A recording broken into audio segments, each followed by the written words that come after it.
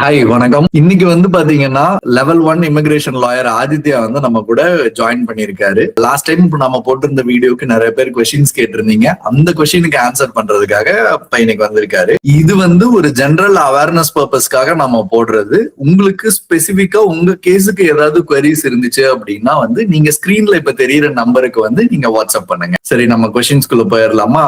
Okay, Aditya brother வணக்கம். வணக்கம், எப்படி இருக்கீங்க? வணக்கம் Manikandan. I'm fine. How are you? Happy New Year by the way.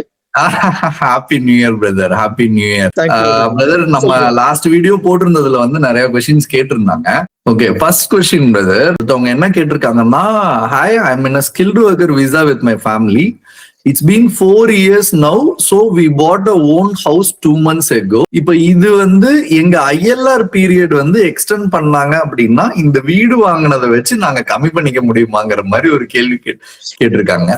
இதுக்கு என்ன பிரதர் பதில் சொல்றது? ஆக்சுவலா இது ஒரு இன்ட்ரெஸ்டிங்கான ஒரு கேள்விதான், இல்லன்னு சொல்லல. இப்போ லைக் ஐ செட் இந்த ப்ரீவியஸ் வீடியோ, கன்சல்டேஷன் போய்கிட்டு இருக்கு. So consultation அவங்க சொல்ற வரைக்கும் we cannot specifically say what can be done or what will be the solution. இன்னும் ஒரு 1 month தான் இருக்கு. Let's wait for a month or 2 and see. Because consultation next month முடியுது. முடிஞ்ச உடனே ஹோம் ஆஃபீஸ் எவ்வளவு சீக்கிரம் முடியுமோ சொல்லிடுவாங்க அவங்க. சரிங்களா? அண்ட் அவங்க இப்போ ஒரு வீடு வாங்கியிருக்காங்கன்னா யூகேவோட எக்கானமிக்கு அவங்க இப்போ கான்ட்ரிபியூட் பண்ணி அவங்க இப்போ பே பண்ணிக்கிட்டு இருக்காங்க. So this is a good thing, இல்லைன்னு சொல்ல வரல. But let's wait and see. Consultation போய்கிட்டு இருக்கு. முடிஞ்ச உடனே தான் ஒரு கிளாரிட்டியான, டீடைல்டான, அக்யூரேட்டான ஆன்சரை கொடுக்க முடியும். Okay okay. அது வரைக்கும் இப்ப எப்போ பிரதர் கன்சல்டேஷன் முடியுது? சோ February 12th நினைக்கிறேன். The consultation is getting over. Consultation முடிஞ்சு எப்ப அதோட ரிசல்ட்ஸ் எல்லாம் தெரிய வரும்? எப்ப டெசிஷன் வெளியில வரும்? எப்ப வேணா சொல்லலாம். But we can as far as my experience is concerned, ஏப்ரல்ல இருந்து ஜூன்குள்ள அவங்க அந்த டேட் அனௌன்ஸ்மெண்ட் பண்ணி இம்ப்ளிமெண்ட்டும் பண்ணிடுவாங்க. As far as experience is concerned. Okay, understood. Okay, ரெண்டாவது கொஸ்டின் என்னன்னா brother, hi, I M currently in a skilled worker visa and my baby is born in UK. Is there any route that as a parents we could get ILR or citizenship through baby? இப்ப 2 option இருக்கு. ஒன்னு, குழந்தை யூகேல பிறக்குதோ இல்ல இந்தியால பிறக்குதோ பிரச்சனை கிடையாது. குழந்தை கண்டினியூஸா 7 years இருந்துருச்சு அப்படின்னா பிரைவேட் லைஃப் மூலமா பேரண்ட்டுக்கு வீசா வாங்க முடியும். இது நம்பர் 1. நம்பர் 2 என்னதுன்னா இப்போ பேரண்ட் ஏற்கனவே ஸ்கில்டு ஒர்க்கர் வீசால இருக்காங்க, அவங்களோட பேரண்ட்ஸ். சரிங்களா? குழந்தை யூகேல பிறந்திருக்கிறதுனால பேரண்ட் ILRக்கு அப்ளை பண்றப்போ குழந்தை ஆட்டோமேட்டிக்கா பிரிட்டிஷ் சிட்டிசன்ஷிப்க்கு அப்ளை பண்ணிட முடியும். Okay. The child was born in the UK and the parent are already in the UK on a skilled worker visa, and when the parent is applying for ILR, which is indefinite leave to remain, குழந்தை ILR apply பண்ணணும்ன்ற அவசியமே கிடையாது. The child can directly go for British registration because the child was born in the UK. Okay, 7 years அவங்க இருந்துட்டாங்க அப்படின்னா they can go for it. அது ஒரு அப்படி கிடையாது, அது ஒரு ஆப்ஷன். சரிங்களா? இவங்க என்ன கேட்டிருக்காங்க, குழந்தை மூலமா எங்களுக்கு ILR கிடைக்குமான்னு சொல்லி கேட்டிருக்காங்க. அது ஆப்ஷன் நம்பர் 1 என்ன, அவங்களுக்கு இருக்கிறது ஒரே ஆப்ஷன் தான். குழந்தை 7 வருஷம் இருந்திருக்கு யூகேல கண்டினியூஸா அப்படின்னா குழந்தை மூலமா வீசா வாங்க முடியும். பட் அதுவும் டைம் எடுக்கும். அதுவும் டைம் எடுக்கும், இம்மீடியட்டா கிடைக்காது. அப்படி இல்லாட்டி இன்னொரு ஆப்ஷன் என்னதுன்னா, பேரண்ட்ஸ் ஏற்கனவே யூகேல ஸ்கில்டு ஒர்க்கர் வீசால இருக்காங்க. சரிங்களா? இருக்கிற ஸ்கில்டு ஒர்க்கர் வீசாவை முடிக்க சொல்லுங்க. முடிச்சு ILR இவங்களுக்கு வந்துருச்சுன்னா பேரண்ட்ஸ் ILR வந்த உடனே குழந்தை டைரக்டா பிரிட்டிஷ் ஆயிரும். The child can apply for British registration directly, no ILR. எல்லாரும் ஏன் இத கேக்குறாங்க அப்படின்னா, ரீசன்ட் சேஞ்சஸ் அந்த 10 years 15 years எல்லாம் பேசிட்டு இருக்காங்கல்ல, அதுக்காக இத கேக்குறாங்கன்னு நினைக்கிறேன். whichever is early அதுக்கு போயிடலாம் அப்படிங்கறது மாதிரி கேக்குறாங்கன்னு நினைக்கிறேன். கரெக்ட் தான். பட் அது பிரைவேட் லைஃப், அது வேற. ஓகே, பிரைவேட் லைஃப் மூலமா பேரண்ட்ஸ்க்கு வாங்குற ரூட் அது வேற. இவங்க ஏற்கனவே ஸ்கில்டு ஒர்க்கர் வீசால இருக்கிறதுனால திஸ் இஸ் பெட்டர். அவங்க ஸ்கில்டு ஒர்க்கரை முடிச்சு ILR வாங்கிட்டாங்கன்னா சைல்டு டைரக்டா பிரிட்டிஷ் ஆயிரும். Okay okay. சோ ஃபர்ஸ்ட் அந்த சைல்டுக்கு வாங்கிட்டு அந்த சைல்டு வாங்கினதை வச்சு அடுத்து பேரண்ட்ஸ்க்கு காமிச்சு வாங்கணுமா? அது பிரைவேட் லைஃப், அது ஒரு கேட்டகரி. இன்னொரு கேட்டகரி என்னதுன்னா பேரண்ட்ஸ் இப்ப ஏற்கனவே ஸ்கில்டு ஒர்க்கர் வீசால இருக்காங்க தெரியுமா, அந்த ஸ்கில்டு ஒர்க்கர் வீசாவை கண்டினியூ பண்ண சொல்லுங்க. கண்டினியூ ILR வந்துரும் பாத்தீங்களா பேரண்ட்ஸ்க்கு. ILR அடுத்த நிமிஷமே குழந்தைக்கு ILR போகணுன்ற அவசியமே கிடையாது. அந்த குழந்தை டைரக்டா பிரிட்டிஷ் ரெஜிஸ்ட்ரேஷனுக்கு போயிடலாம். Because the child was born inside the UK. Okay, அதனால கரெக்ட். இதுவே சைல்டு வந்து வெளியே பிறந்திருந்துச்சு, it was born outside the யூகேனா, குழந்தையும் பேரண்ட்ஸோட சேர்ந்து ஐஎல்ஆருக்கு அப்ளை பண்ணணும். அப்படின்னு பிரிட்டிஷ் பாஸ்போர்ட் போக முடியும். ஓகே, அந்த நடுவுல ஒரு ஸ்டெப் ஸ்கிப் ஆகுது. கரெக்ட். ஓகே. அதுவே வந்து to give you heads up, அதுவே பேரண்ட்ஸ் வந்து ஐஎல்ஆர் வாங்கிட்டாங்க, சரிங்களா? பேரண்ட்ஸ் ஐஎல்ஆர் வாங்கிட்டாங்கன்னா குழந்தை வந்து யூகேல பிறந்துச்சுன்னா குழந்தை பார்ன் பிரிட்டிஷ். ஓகே, இப்ப இன்னொரு கொஸ்டின் என்னன்னா சேம் இதே ரிலேட்டட் டு சைல்டு தான். இது என்ன கேக்குறாங்க, hi Anna, I need to know 3 years ILR visa for children who is born in UK. இது வந்து அப்படி ஒரு ரூட் இருக்கா பிரதர்? 3 வருஷத்துல இல்ல. சோ அது இட்ஸ் நாட் பாசிபிள் இல்லையா? Okay okay, understood. இப்போ அடுத்தது வந்து என்ன கேக்குறாங்க அப்படின்னா, hi brother, need some clarification. I have been working as a restaurant manager for 4 years. As I am a restaurant manager, I have to wait 15 years under the new rules. I am confused about whether I fall under 10-year route or 15-year route.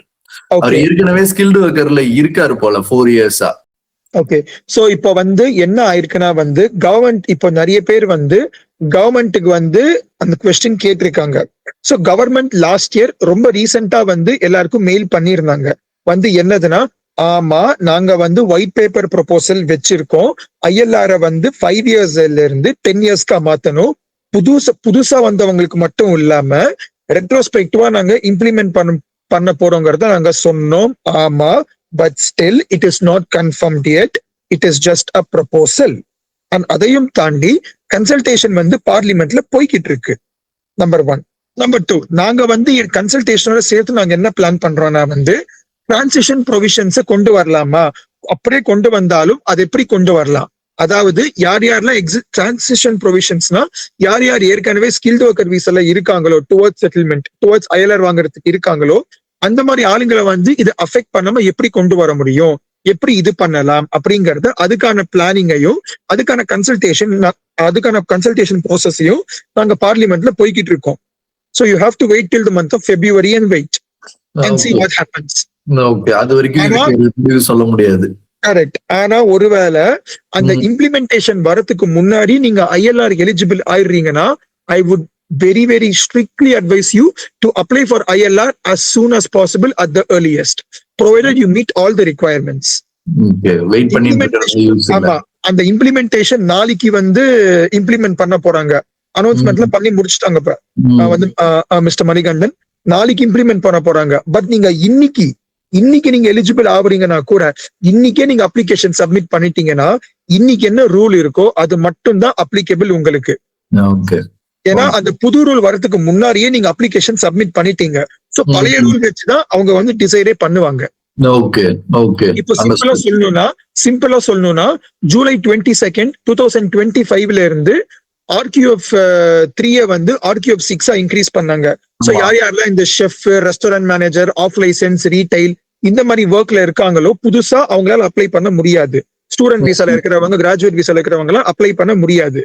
ஆனா அவங்க என்ன சொன்னாங்கன்னா, ஜூலை 22 முன்னாடி நீங்க application submit பண்ணிட்டீங்கன்னா, July before 22 of July 2025 அதுக்கு முன்னாடி நீங்க அப்ளிகேஷன் சப்மிட் பண்ணிட்டாலோ இல்ல உங்க சிஓஎஸ் சர்டிபிகேட் ஆஃப் ஸ்பான்சர்ஷிப் அந்த டேட்டுக்கு முன்னாடி வந்து அசைன் பண்ணிட்டாலோ உங்களுக்கு பழைய ரூல்ஸ் தான் அப்ளிகபிள் ஆகும். இது ஏன் சொல்றேன்னா, இது ஒரு எக்ஸாம்பிள் இவங்க கிட்ட கேள்விக்கு. இப்போ உங்களுக்கு ஐஎல்ஆர் வந்து நீங்க அந்த இம்ப்ளிமெண்டேஷனுக்கு ஒரு நாள் முன்னாடி நீங்க எலிஜிபிளா இருந்தா கூட இம்மீடியட்டா உங்க ஐஎல்ஆர் அப்ளிகேஷனை சப்மிட் பண்ணிருங்க. Okay. So you will be considered under the old rules. Okay, understood. Okay, brother. இப்போ அடுத்த கொஸ்டின் என்னன்னா வந்து, if the new rule is implemented, there may be a greater likelihood that it will be challenged in court. அவரோட question என்ன அப்படின்னா, once a case is filed, is the rule suspended until the court issues a decision, or does it remain in effect while the case is pending? This is a bit tricky. So we have to wait and see what happens. ஏன்னா home office 2009லயே வந்து இந்த மாதிரி ஒரு விஷயம் ஆகிருக்கு. So home office வந்து இந்த வாட்டி நாங்க இந்த மாதிரி ரிப்பர்கஷன்ஸ் வரும் தெரிஞ்சும் அவங்க ரெட்ரோஸ்பெக்டிவா இம்ப்ளை பண்ண போறோம்னு சொல்லிட்டாங்க. நாங்க எக்ஸிக்யூட் பண்ண போறோம்னு சொல்லிட்டாங்கன்னா they are clearly very well prepared. Okay. Because this is not 2009, this is 2026. Okay, so அதுக்கான கவுண்டர் பாயிண்ட்ஸ் எல்லாம் ரெடியா வச்சிருப்பாங்கன்னு சொல்ல வரீங்களா? நம்ம இப்ப பேசுற வேலைக்கு இந்நேரத்துக்கு ஹோம் ஆபீஸ் வந்து பல லீகல் எக்ஸ்பர்ட்ஸ், சொலிசிட்டர்ஸ், பேரிஸ்டர்ஸ், ஜட்ஜஸ் எல்லார்கிட்டயும் பேசி ஒரு ஐடியா மாதிரி ஒரு அவுட்லைன் மாதிரி வாங்கி they would have clearly prepared their counter arguments. Okay okay, so இப்போ அந்த மீன்வைல் அந்த லா என்ன ஆகும்?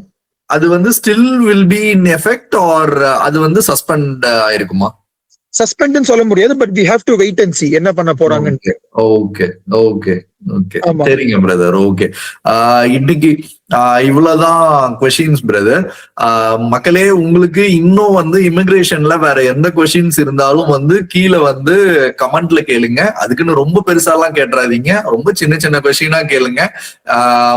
இது வந்து பர்சனல் கன்சல்டேஷன் வேணும்னா எகைன் நான் ஸ்கிரீன்ல ஒரு நம்பர் டிஸ்பிளே ஆகும், அந்த நம்பருக்கு நீங்க வாட்ஸ்அப் பண்ணுங்க. Thank you Aditya bro for your time. Thank you so much. நம்ம கண்டிப்பா வந்து கூடிய சீக்கிரம் அடுத்த வீடியோல நம்ம சந்திப்போம். கண்டிப்பாக. Thank you so much.